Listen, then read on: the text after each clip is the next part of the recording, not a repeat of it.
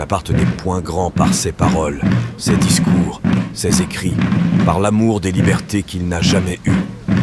Il est grand pour avoir créé un gouvernement régulier, un code de loi, des cours de justice, des écoles, une administration forte, active, intelligente. Il est grand pour avoir fait renaître en France l'ordre au sein du chaos. Il est grand surtout pour être né de lui seul, pour avoir su, sans autre autorité que celle de son génie, se faire obéir par 36 millions de sujets. Il est grand pour avoir surpassé tous les vainqueurs qui le précédèrent, pour avoir rempli 10 années de tels prodiges qu'on a peine aujourd'hui à les comprendre.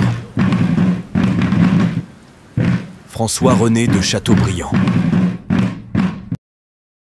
Napoléon Bonaparte, second enfant de Charles Bonaparte et Laetitia Ramolino, est né le 15 août 1769 à Ajaccio et est mort le 5 mai 1821 sur l'île de Sainte-Hélène. Il est le premier empereur des Français de 1804 à 1815 avec une interlude entre les deux. Bonaparte a pour fascination Pascal Paoli, Mirabeau, Rousseau, les frères Robespierre, mais surtout Jules César, Auguste et Frédéric II.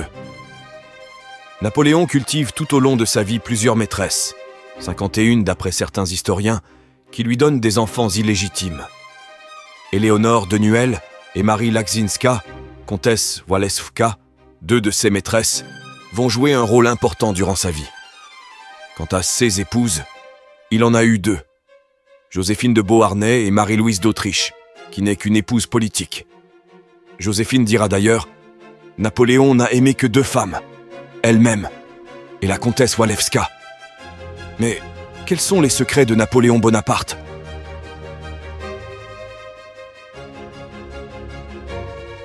Bonjour à tous les Oscars et bienvenue sur ma chaîne. Je vous présente une petite vidéo que j'espère vous apprécierez. N'oubliez pas d'accorder une attention particulière à la petite cloche des notifs et de faire un geste de soutien avec votre pouce. Comme toujours, vous recevez un poème qui me touche profondément. Maintenant, concentrons-nous sur l'essentiel et examinons ensemble ce tirage. Napoléon était un meneur d'hommes et ne supportait pas la monotonie. Il fut le guide d'une France malade et tourmentée. Il ressentait aussi des moments de solitude et avait un besoin d'isolement, afin de retrouver sa tranquillité intérieure et de combattre ces peurs qui le rongeaient de l'intérieur. Des peurs sûrement dues à une enfance stricte et très militaire au vu de ses parents, surtout de son père qui était lui-même militaire. C'était un homme qui avait besoin de reconnaissance pour exister. Il savait comment plaire à la foule et élever sa notoriété ainsi que sa bienveillance pour le peuple. Mais il fut aussi reconnu comme un coureur de jupons et aimait la compagnie des dames de la haute. Il n'hésitait pas à utiliser son statut pour assouvir sa soif de désir et d'actes de chair.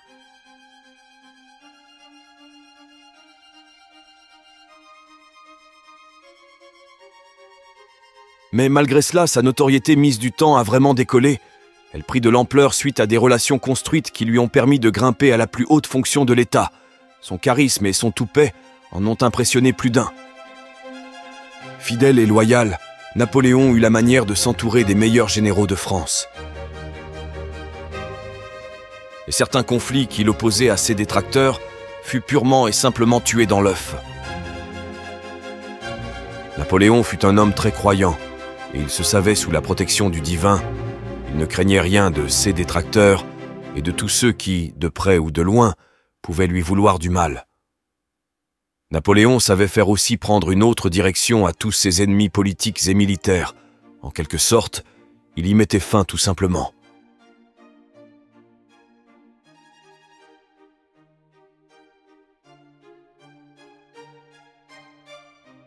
Manipulateur, il savait prêcher le faux pour connaître le vrai et l'utiliser à son avantage contre ses ennemis. Certains traumatismes dus à son enfance rigide pouvaient le rendre furieux et le mettre dans une colère noire, et bien sûr, lui faire prendre les mauvaises décisions. Grand orateur, sa voix et son charisme impressionnaient plus que sa taille, bien qu'en soi, Napoléon fut dans la norme nationale. Tout ce que touchait ou entreprit Napoléon se transformait en or. Il avait en lui cette force d'anticipation qui en faisait de lui, et pour certains, un sorcier. Napoléon n'a suivi que son instinct et sa voix intérieure.